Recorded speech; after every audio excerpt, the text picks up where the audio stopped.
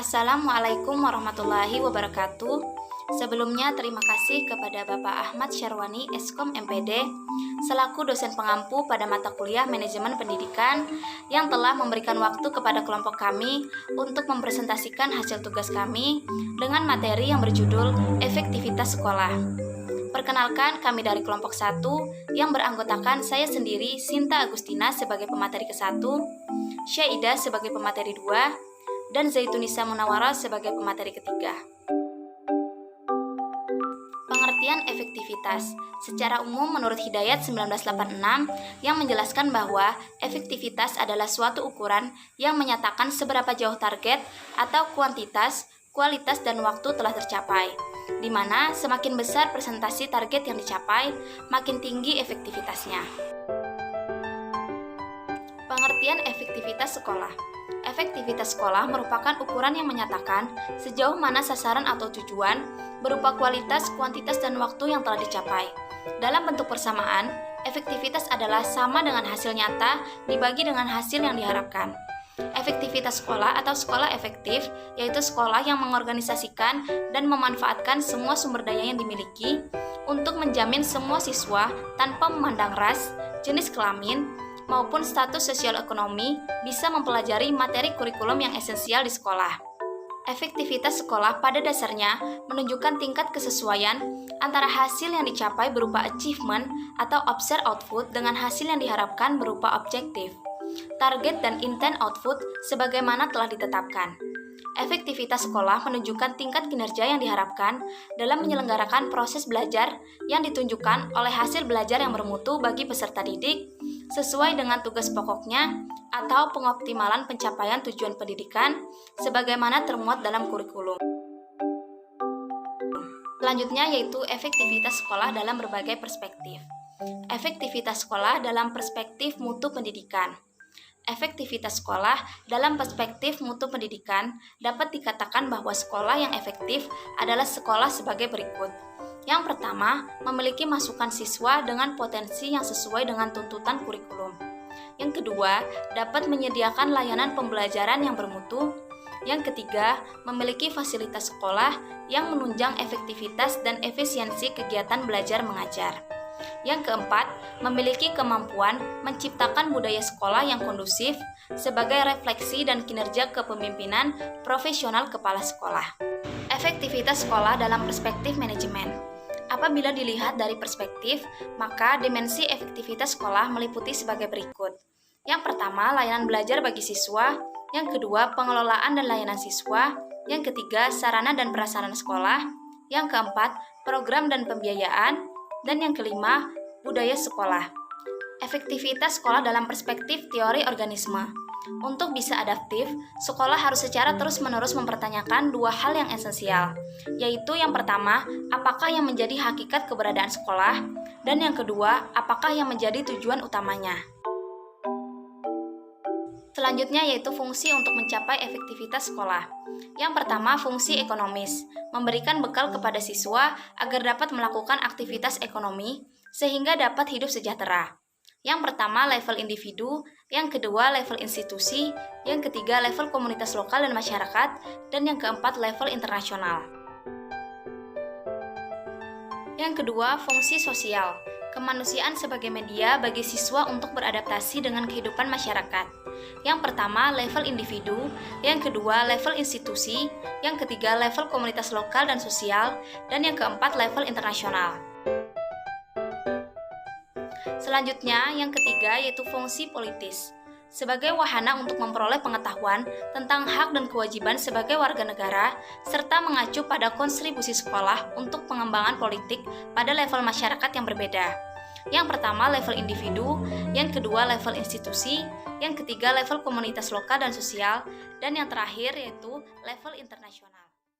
Baiklah, di sini saya akan meneruskan materi dari pemateri sebelumnya, yaitu yang keempat adalah fungsi budaya media, yaitu untuk melakukan transmisi dan transformasi budaya untuk pengembangan level sosial yang berbeda. Yang kelima, fungsi pendidikan sekolah, yaitu sebagai wahana untuk proses pendewasaan dan pembentukan kepribadian siswa, serta kontribusi sekolah dalam mengembangkan dan pemeliharaan pendidikan pada level yang berbeda. Pembahasan yang selanjutnya adalah kategori efektivitas sekolah. Asumsi dari ide efektivitas sekolah adalah sesuatu yang dapat diterima serta sekolah menyesuaikan ide-ide untuk organisasi sekolah dan menggunakannya untuk membedakan efektivitas sekolah dari efisiensi berdasarkan cara sebagai berikut.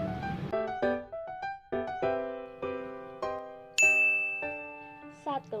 Efektivitas sekolah, yaitu dalam istilah non-moneter atau proses seperti nomor buku teks, organisasi sekolah, pelatihan profesionalisme guru, strategi mengajar, pengaturan pembelajaran, dan sebagainya. Kemudian, membandingkan output fungsi ke dalam non-moneter input atau proses dapat dikatakan efektivitas sekolah. Yang kedua, efisiensi sekolah yaitu input moneter. Contoh, 1000 input setiap siswa, biaya buku, gaji, biaya opportunity, dan sebagainya. Kemudian, membandingkan antara fungsi output sekolah dan input moneter dapat dikatakan efisiensi sekolah dengan pertimbangan dari 5 fungsi sekolah pada 5 level. Efisiensi sekolah dapat dikatakan sama dengan klasifikasi ke dalam 25 kategori, termasuk efisiensi teknis atau ekonomi, efisiensi politik, efisiensi manusia atau sosial, efisiensi budaya, dan efisiensi pendidikan di level individual, institusi level, komunitas lokal level masyarakat, dan level internasional. Pembahasan yang selanjutnya adalah konstruk efektivitas sekolah. Ciri-ciri yang pertama yaitu tujuan sekolah dinyatakan secara jelas. Indikatornya adalah tujuan sekolah 1. Dinyatakan secara jelas, 2. Digunakan untuk pengambilan keputusan, 3. Dipahami oleh siswa, guru, dan staf. Ciri-ciri yang kedua adalah pelaksanaan kepemimpinan pendidikan yang kuat. Indikatornya, kepala sekolah 1. Bisa dihubungi dengan mudah, 2. Bersikap responsif kepada guru, staf, dan siswa, 3. Responsif kepada orang tua dan masyarakat, melaksanakan kepemimpinan yang terfokus pada pembelajaran, menjaga agar rasio antara guru atau siswa sesuai dengan rasio ideal. Ciri-ciri yang ketiga adalah ekspektasi guru dan staf tinggi. Indikatornya yaitu guru dan staf. 1. Yakin bahwa semua siswa bisa belajar dan berprestasi. 2. Menekankan pada hasil akademis. Dan 3. Memandang guru sebagai penentu terpenting bagi keberhasilan siswa. Ciri-ciri yang keempat yaitu ada kerjasama kemitraan antara sekolah, orang tua, dan masyarakat. Indikatornya yaitu sekolah 1. Komunikasi secara positif dengan orang tua. 2. Memelihara jaminan dukungan orang tua. 3. Bekerja sama dengan orang tua dan masyarakat. 4. Berbagi tanggung jawab untuk menegakkan disiplin dan mempertahankan keberhasilan. 5. Menghadiri acara-acara penting di sekolah. Ciri-ciri yang kelima yaitu kemajuan siswa sering dimonitor. Indikatornya, guru memberi siswa yang pertama tugas yang tepat, yang kedua umpan balik secara cepat atau segera, yang ketiga kemampuan berpartisipasi di kelas secara optimal, yang keempat penilaian hasil belajar siswa dari berbagai segi. Ciri-ciri yang keenam yaitu menekan kepada keberhasilan siswa dalam mencapai keterampilan yang esensial. Indikator siswa ada dua, yaitu melakukan hal yang terbaik untuk mencapai hasil belajar yang optimal, baik yang bersifat akademis maupun non-akademis, dan memperoleh berbagai keterampilan yang esensial. Indikator kepala sekolah yaitu menunjukkan komitmen dalam mendukung program keterampilan esensial. Indikator guru yaitu menerima bahan yang memadai untuk mengajarkan keterampilan yang esensial. Ciri-ciri yang ketujuh yaitu komitmen yang tinggi dari SDM sekolah terhadap program pendidikan. Indikator guru ada dua, yaitu membantu merumuskan dan melaksanakan tujuan pengembangan sekolah dan menunjukkan profesionalisme dalam bekerja.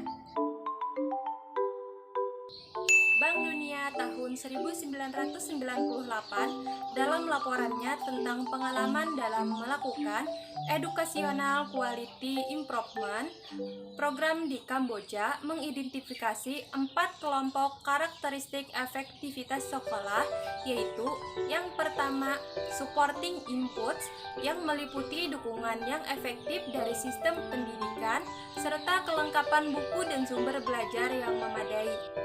Yang kedua, enabling condition yang meliputi kepemimpinan yang efektif, tenaga guru yang kompeten, fleksibilitas dan otonomi serta waktu di sekolah yang lama. Yang ketiga, school climate yang meliputi harapan siswa yang tinggi, sikap guru yang positif, keteraturan, dan disiplin kurikulum yang terorganisasi. Sistem reward dan intensif bagi siswa dan guru, serta tuntunan waktu belajar yang tinggi. Dan yang keempat, teaching learning process yang meliputi strategi mengajar yang bervariasi, pekerjaan rumah yang sering, penilaian, dan umpan balik yang sering, serta partisipasi atau kehadiran penyelesaian studi siswa, terutama perempuan.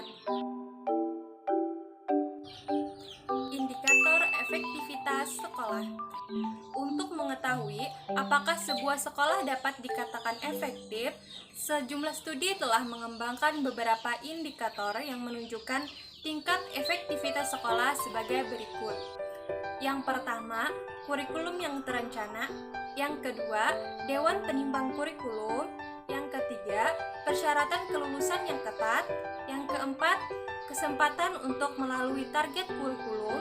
Yang kelima, tingkat kehadiran yang tinggi dan angka dropout yang rendah.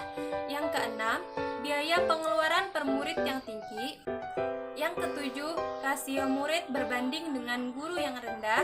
Yang kedelapan, perpustakaan dan program media yang fasilitatif. Yang kesembilan, fasilitas dan lingkungan sekolah yang baik. Yang kesepuluh, kompetensi guru yang tinggi. Yang kesebelas, kepala sekolah yang peduli. Dan yang kedua-belas, rekaman prestasi murid. Bagaimana cara mewujudkan sekolah yang efektif? Menurut Effendi, 4 upaya yang harus dilakukan untuk mewujudkan sekolah efektif antara lain: 1. Komunikasi yang terbuka. 2. Pengambilan keputusan bersama atau open management. 3. Memperhatikan kebutuhan guru. 4. Memperhatikan kebutuhan siswa. 5. Keterpaduan sekolah dengan masyarakat. Demikianlah presentasi dari kami. Semoga materi yang kami bawakan dapat bermanfaat bagi kita semua. Mohon maaf apabila ada kesalahan kata-kata dalam penyampaian materi dan terima kasih atas perhatiannya. Wassalamualaikum warahmatullahi wabarakatuh.